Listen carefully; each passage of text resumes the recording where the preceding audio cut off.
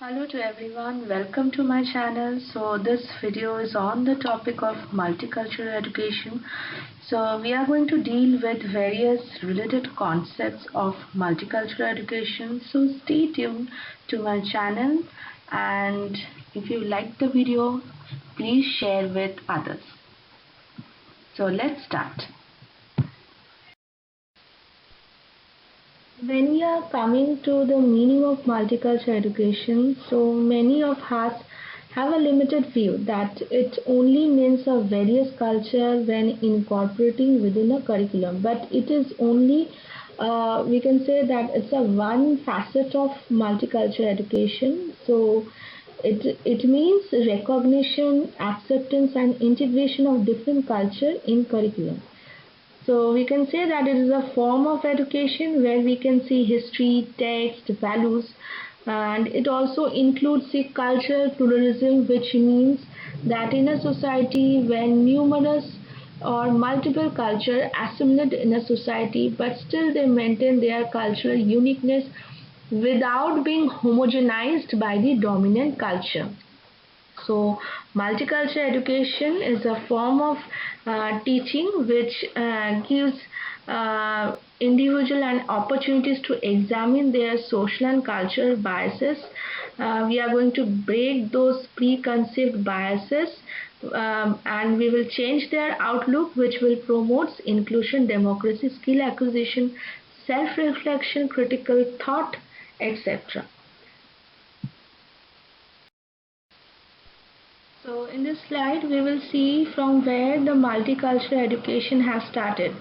So we can see that it's a James A. Bank who is regarded as the father of multicultural education. Then after that we can see that civil rights movement which actually took place in the period of 1960s and 70s. So that actually helped in the beginning of multicultural education. Then after that we can see that African American ethnic studies movement which took place around the late 90s and 20th century, earlier 20th century, which has its deep historical root in the multicultural education.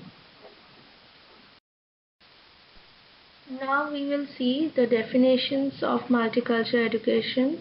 So we can see that it's an Elkin who has given definitions on multicultural education. He says that it is a philosophical concept. Why?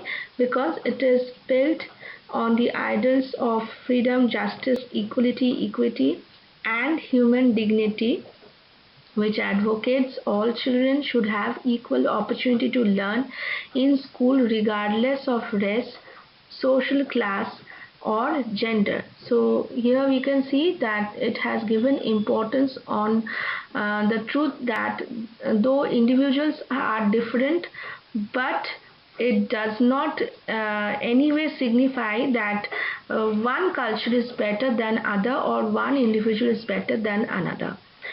The second definition, which was given by the National Association for Multicultural Education, in short form we can say it's a name, they have also considered that multicultural education as a philosophical concept which is built on the ideals or bedrock of freedom, justice, equity, and human dignity. So this has been supported by various documents which includes US Declaration of Independence, Constitution of South Africa and United States, and Universal Declaration of Human Rights.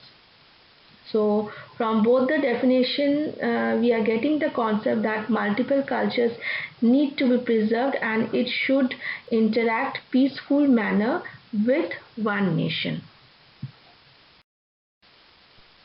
So from the definition, the concept that we can jot down, that is, this is a philosophy which facilitates people and other to preserve their culture with different culture interacting peacefully with one nation, as I have already said.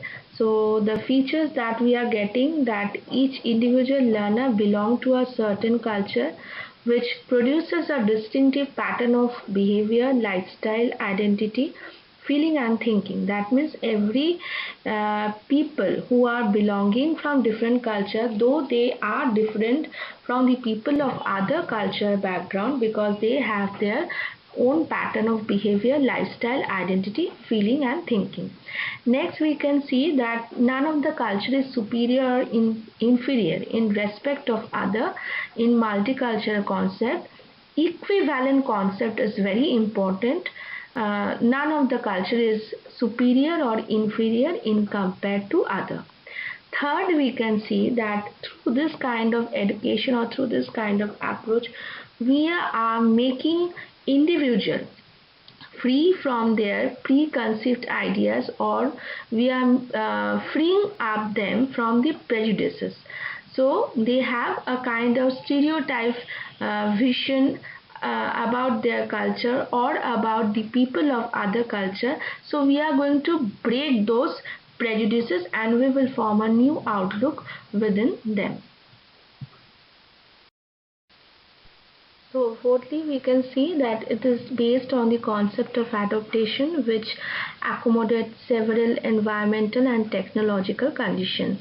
Fifthly, we can see that it addresses the educational needs of all children that contain more than one culture, because as I said, in multicultural education we can see the mixture of various culture. So we are addressing to the educational needs of all individual or all learners who are actually coming from the different cultural background. Last, we can say that through this kind of education we are actually improving the cultural competencies of the individual or the learner with other culture, so that they can function properly with those members which they are not members. Next, we are moving to the purposes of the multicultural education. So, multicultural education provides equal education opportunity for entire group of learner. Next, it strikes the balances between cultural assimilation and segregation.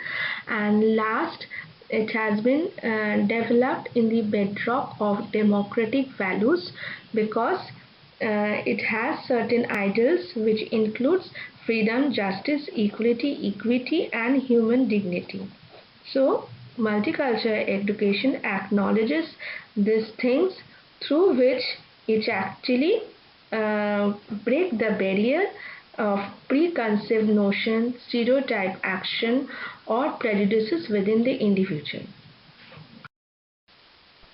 So, multicultural education is not a one-dimensional. So, from the picture only, from the diagram only, we can see that it has 5 dimensions. So, let's discuss each of these dimensions one by one. So the first dimension is the content integration. From the diagram we can see that teacher will illustrate the concept, principle, generation theories for various subjects. So teacher here not only present the content, but he wants that students should critically think about the implication of the content. That means they should think it critically. Then the teacher has opportunities to use ethnic and cultural content to illustrate the concept, content, principle, generation and theories for various subjects. So basically we are using the resources and texts from various culture as a teaching tool. Next we are moving to the second dimension, that is the knowledge construction. So teacher helps students to become a knowledge producer. It's not like that that teacher will present the knowledge. Teacher will play the active role and student will inactively just they will pour those knowledge in their mind. No, multicultural education wants that the student should become a knowledge producer. So for producing the knowledge, teaching activities will help students to understand, investigate and determine how the implicit cultural assumption, then frame of reference, perspective and biases of the researchers and textbook writers influence the way in which knowledge is constructed. So it changes the structure organization of school knowledge. By the interaction of the student and teacher, they should develop themselves as a knowledge producer and not merely as a consumer of knowledge. Third dimension deals with equity pedagogy. So from the figure only we can see that it involves the modification of teaching to facilitate the academic achievement. So the teacher will use various teaching styles, teaching approaches, instructional materials. This will help to build confidence within students. It will also bring the clarity of concept, and it will, as a result, it will bring academic achievement. So the teacher need to devise appropriate teaching method which must ensure students' success by learning them effectively. So this is the main objective of equity pedagogy. Next, the fourth dimension is the prejudices reduction. So when the teacher will include equity pedagogy, through this equity pedagogy, when they will gain the knowledge, it will slowly remove the prejudices that is already having within the individual. So in prejudice reduction, what we can see, it will bring a awareness within teacher as well as students. So it will form a kind of sensitization within both teacher and students, which will as a result bring a positive racial attitude. And when the prejudices reduction will take place within both individual teacher and student, it will bring cooperative attitude, equal status experience, and sanction contact with that is parents, teachers, or any other authority, which will form a democratic attitude within every individual.